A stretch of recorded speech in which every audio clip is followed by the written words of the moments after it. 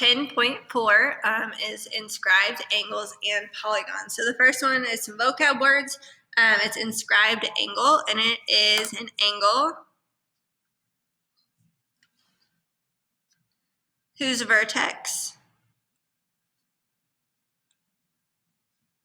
is on the circle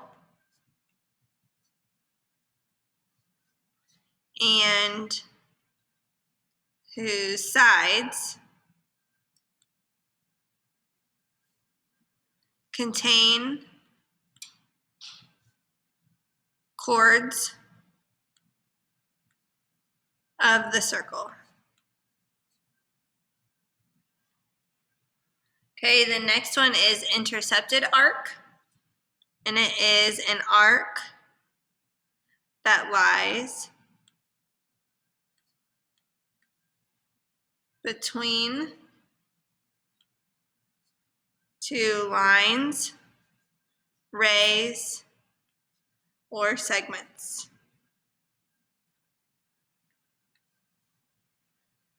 Okay, the next one is subtend, and I'm going to kind of use the word within the definition. So it is if endpoints of a chord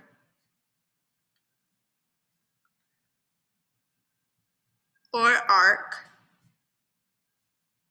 lie on the sides of an inscribed angle,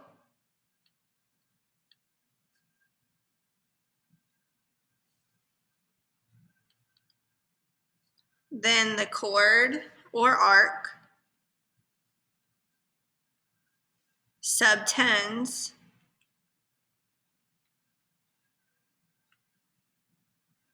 the angle. Okay, so if I see over here, we have this inscribed angle. Here's the intercepted arc of that angle. Okay, and it says that angle B intercepts arc AC. Arc AC subtends angle AB because you can see here that it connects those endpoints. And then segment AC, or sorry, that was the arc. Sorry, my bad. The arc subtends the angle, and then also then the segment AC subtends the angle as well.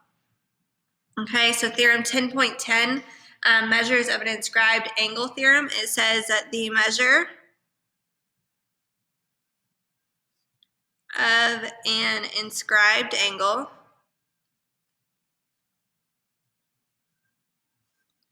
is 1/2 the measure of its intercepted arc. Okay, so looking over here at the picture, I have the measure of angle ADB is equal to 1/2 the measure of arc AB. Okay, so whenever it's a central angle, they are equal. When it is an inscribed angle, it is 1/2 of the arc. Okay, so looking over here, find the indicated measure. So the first one is the measure of angle T. So T is the angle, obviously then. So we're going to take 1/2 of the arc. So in part A, the measure of angle T is equal to 1/2 of the arc, which is 48. So that is 24 degrees. Then we have the measure of arc QR. So we know the angle, but now we're coming out here. So the measure of arc QR is equal to 2 times the angle, which is 50. So that gives me 100.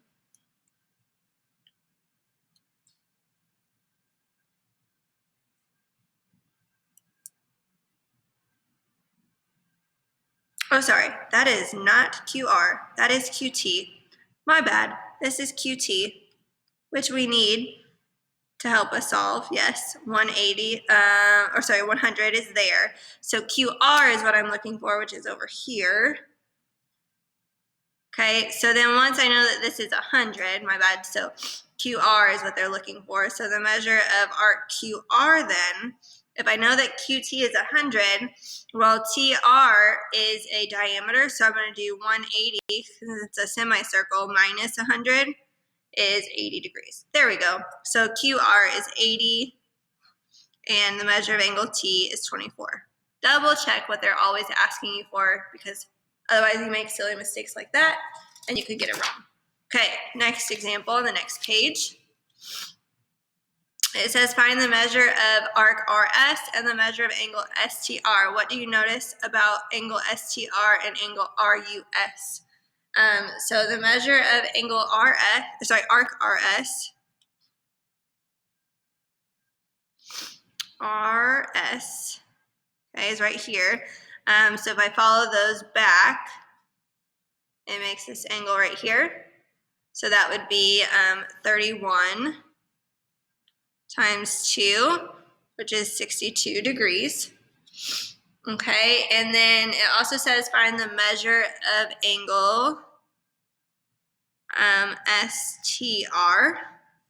So STR, let me do this one in red so you can see the difference. So STR, okay, it has the same endpoints here. So I just said that this arc out here was 62. So then if I take 1/2 of 62, that would give me 31 again. Okay, so what do you notice about STR and RUS is that they are congruent because they're both 31 degrees, right? Both 31, so that would make them congruent. So theorem 10.11 is an inscribed angles of a circle theorem. So it says if two inscribed angles, that's an S, inscribed angles of a circle intercept the same arc, then the angles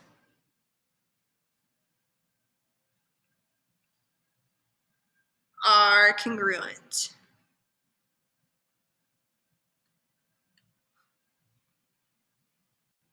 Okay, so then I can see over here that A and B, okay, they have the same endpoints for angle D and the same endpoints for angle C, okay, which I'm not just going to call them those angles because I need more than just that. So this would be angle ADB and angle ACB are congruent and intercept the same arc, which is that arc AB, okay? Okay, so example 3 down here, it says given that the measure of angle E is 75, find the measure of angle F. Okay, well angle E has endpoints at G and H. Okay, well angle F has endpoints at G and H as well. So it would also be, measure of angle F is also 75 degrees because it also intercepts arc GH.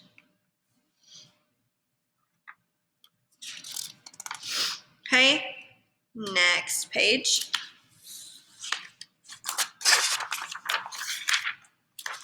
Some more vocab is an inscribed polygon. Okay, it is a polygon with all vertices on the circle. Okay, a circumscribed circle is a circle that contains vertices of a polygon.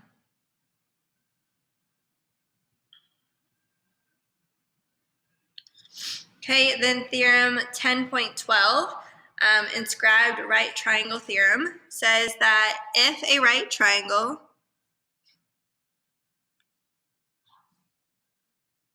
is inscribed in a circle,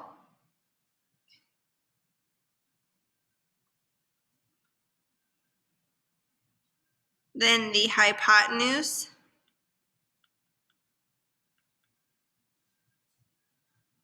is a diameter of a circle. Okay, the converse is also true, okay, which would be that if one side of a triangle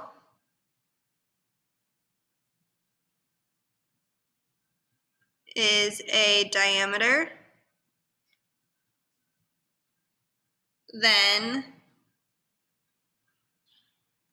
it is a right triangle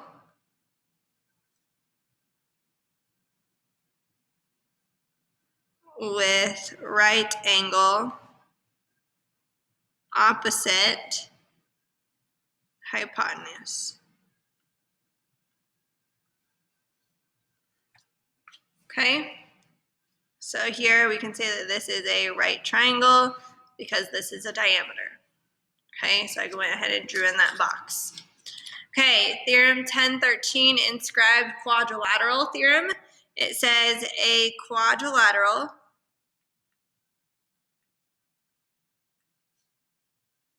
can be inscribed in a circle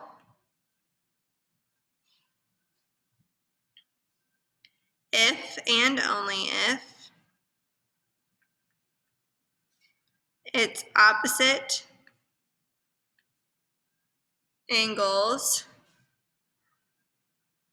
are supplementary. I'm gonna run out of room. Okay, remember supplementary means that they add up to be 180. So this would be the measure of angle D plus the measure of angle F equals 180, or the measure of angle G plus the measure of angle E equals 180. Okay, find the value of each variable here. So we know that on part A, the AB is a diameter. So then 2x has to be equal to 90 degrees, so that's a right triangle. So x would be 45 degrees. Not degrees, sorry, just 45. Okay, in part B, I have a four-sided figure all on the outside here. So z plus 80 is equal to 180. So z is 100. Y plus 120 equals 180. So y is equal to 60. Okay, and that's all that you need for these notes. Let me know if you have any questions.